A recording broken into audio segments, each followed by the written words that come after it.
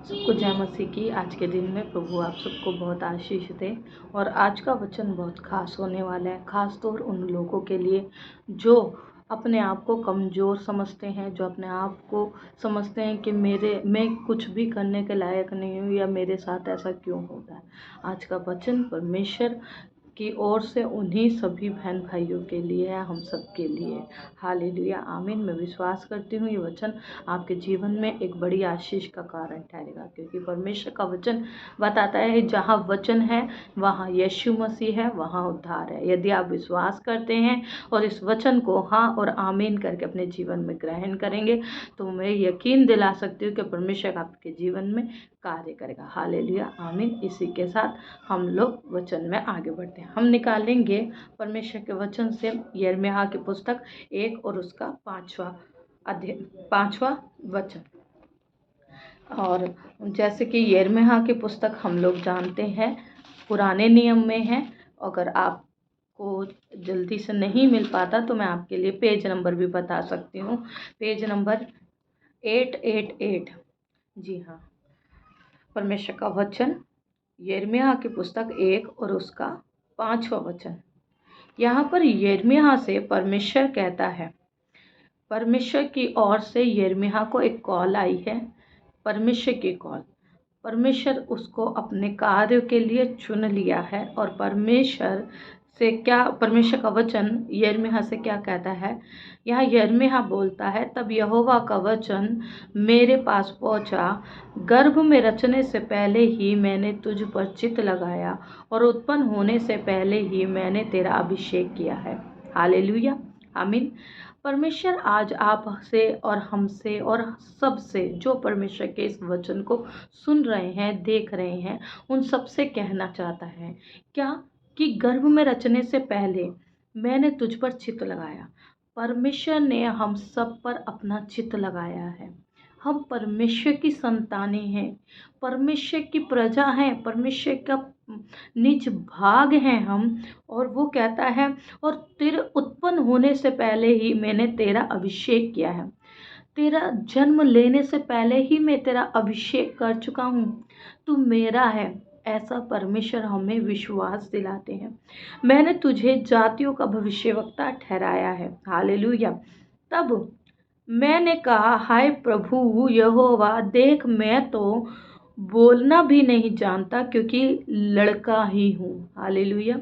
आज हम भी अपनी ज़िंदगी की जिस भी परिस्थिति में, हालात में है, जो भी हमारे जीवन की सिचुएशन है, हो सकता है हम किसी बीमारी से होकर गुजर रहे हैं, हो सकता है हम अपने जीवन में आर्थिक तंगी से होकर गुजर रहे, बेरोज़गारी से होकर गुजरे, या किसी भी स्थान में किसी भी परिस्थिति पर हो सकते हैं।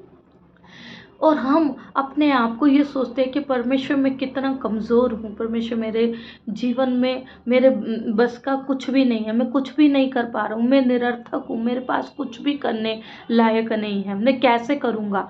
यदि हम ऐसा सोचते हैं तो परमेश्वर का वचन यहाँ पर हमसे कुछ कहता है।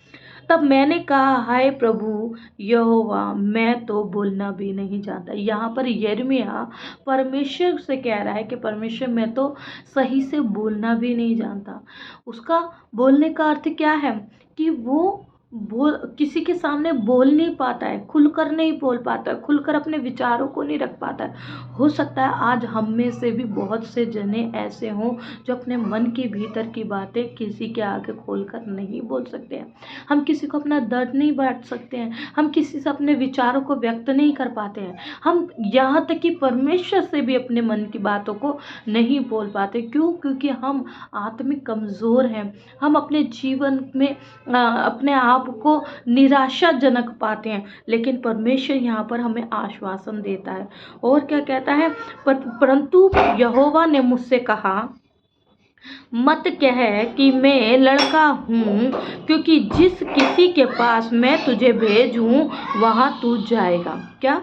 परमेश्वर का वचन कहता है, परंतु यहोवा ने मुझसे कहा।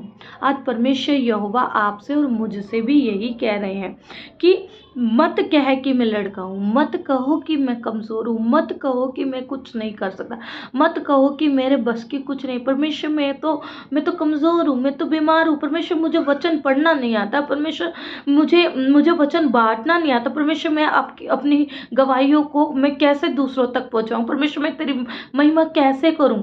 है ना, मैं वचनों का अर्थ नहीं समझ पाता। लेकिन परमेश्वर क्या कहता है? परमेश्वर कहता है मत क्या है कि मैं लड़का हूँ। परमेश्वर हमसे भी कह रहा है कि मत क्या है, मत क्या है कि तुझे कुछ नहीं आता, मत क्या है कि मैं कमजोर हूँ, मत क्या है कि मैं कुछ नहीं कर सकता हूँ। क्यों? क्योंकि परमेश्वर हमारे साथ है। आगे क्या कहता है? क्योंकि जिस किसी के पास मैं तुझे भेजूं वहां तू जाएगा। हमारा जाना आना, हमारा उठना बैठना, हमारा खाना पीना, हमारा हर एक कार्य परमेश्वर की नज़र में है और परमेश्वर निर्धारित करता है। परमेश्वर हमको हमको क्या कह रहा है? परमेश्वर कह रहा है कि जहाँ मैं तुझे भेजूंगा तू वहाँ जाएगा। हम यहाँ पर याद कर सकते हैं योना की उस घटना को, जहाँ पर परमेश्वर ने योना को निनवे देश के लिए चुन लिया था। परमेश्वर योना को निनवे भेजना चाहता था ताकि वहाँ के लोग परमेश्वर का भय माने और पाप से फिरे। लेकिन यहाँ पर योना जो है, योना परमेश्वर की आज्ञा के अनुसार निनवे जाने को तैयार नहीं था। वो दूसरी जगह जाने के लिए दूसरा मार्ग पकड़ लिया। लेकिन परमेश्वर जिसने उसे अपनी महिमा के लिए चुना था, जिसने उसे इस कार्य के लिए चुना था, परमेश्वर ने उसको, वो चला जाता है, वो जहाज में, वो दूसरे नगर जाने के लिए जहाज में बैठ जाता है। वहाँ उस जहाज में आंधी तूफान आने लगते हैं, वो लोग घबराने लगते हैं। वो योना को बुलाते हैं, योना से बुलाकर पूछते हैं कि तू कौन है, तू कहाँ को जाता है? तब योना उन लोगों को प्रकट करता है कि मैं उस जीवित परमेश्वर का दास हूँ, मैं उस जीवित खुदा का, जो सब इस पृथ्वी का रचयिता है, जो सब शक्तिमान है, मैं उसका दास हूँ। है ना, और वो बताता है कि उसने मुझे इस कार्य के लिए चुना और मैं फिर कर इस जहाज पर आ गया दूसरे नगर को जाने के लिए। तब तब वो लोग परमेश्वर का भय मानते हैं। क्यों? क्योंकि वो देखते हैं, वो परमेश्वर के उस क्रोध को वो देख पा रहे थे, वो महसूस कर पा रहे थे और वो उसको बोलते हैं कि तेरी वजह से हम भी यहाँ पर हैं। लेकिन वो परमेश्वर का भय मानते हैं। तब योना कहता है कि तुम मुझे इस जहाज से गिरा दो। योना कहता है मुझे तुम इस जहाज से गिरा दो तो ये जो तूफान है ये थम जाएगा। लेकिन वहाँ पर भी वे लोग परमेश्वर का भय मानते हैं और उसको गिराने से पहले परमेश्वर से प्रार्थना करते हैं कि परमेश्वर इसका दोष हम पर ना आए, और वो उस जहाज से गिरा देते हैं और तुरंत तूफान थम जाता है। और यहाँ पर मैं एक और बात याद दिलाना चाहती हूँ कि योना को परमेश्वर ने निनवे के लिए चुना और वो जब समुद्र में डाल दिया गया, वो 3 दिन तक मच्छ के पेट में रहा। मच्छ ने उसको अपने पेट में रखा 3 दिन तक और उसको कोई हानि नहीं हुई। और फिर उस मच्छ ने उसको निनवे नगर के किनारे पे मुंह से उगल दिया, मुंह से बाहर निकाल दिया। Hallelujah, hallelujah. और वहाँ पर जब वो उस नगर के किनारे निकला, फिर वो निनवे जाकर परमेश्वर की बढ़ाई करता है, परमेश्वर का सुसमाचार बताता है, परमेश्वर के क्रोध के बारे में बताता है। वो बताता है कि किस प्रकार तुम्हारा जो शहर है जो पाप से भरता जा रहा है, तो परमेश्वर ने मुझे यहाँ पर भेजा है। और तब वहाँ के लोग परमेश्वर का भय मानते हैं। वहाँ का राजा पूरे गांव में, पूरे नगर में ढिंढोरा पिटवाता है और सारे लोग, क्या मनुष्य, क्या जानवर, क्या पशु जो है टाट ओढ़कर उपवास करते हैं, न खाते हैं न पीते, वो उपवास करते हैं और परमेश्वर उन्हें क्षमा करता है। हालेलुया, परमेश्वर उन्हें क्षमा करता है। क्यों?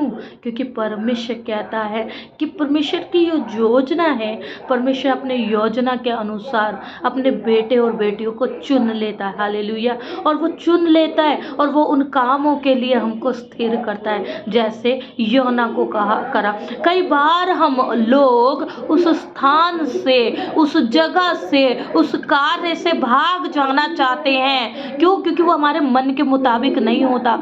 लेकिन क्योंकि वो परमेश्वर के अनुसार है, क्योंकि वो परमेश्वर चाहता है, तो परमेश्वर उन कार्यों को पूरा करता है, चाहे हम उस कार्य को करने के लिए राजी हो या ना हो। यहाँ पर परमेश्वर वही बात को कहता है कि जहां मैं तुझे भेजूं वहां तू जाएगा। हालेलुया। जैसे योना पहुंचा, आमीन। वैसे ही परमेश्वर कहता है और जो कुछ मैं तुझे आज्ञा दूँ तू वही करेगा। परमेश्वर की आज्ञा का पालन करना हमारा पहला दायित्व बनता है। हालेलुया, आमीन।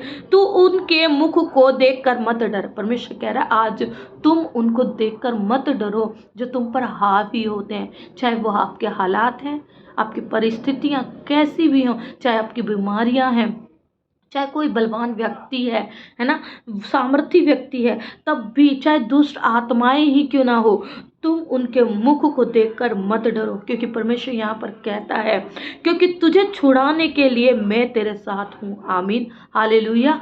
परमेश्वर उनके साथ है जो उस पर विश्वास रखते हैं, जो उसकी आज्ञाओं का पालन करते हैं, जो उस पर यकीन करते हैं, जो उसके अनुसार चलने के लिए तैयार है। Hallelujah, hallelujah.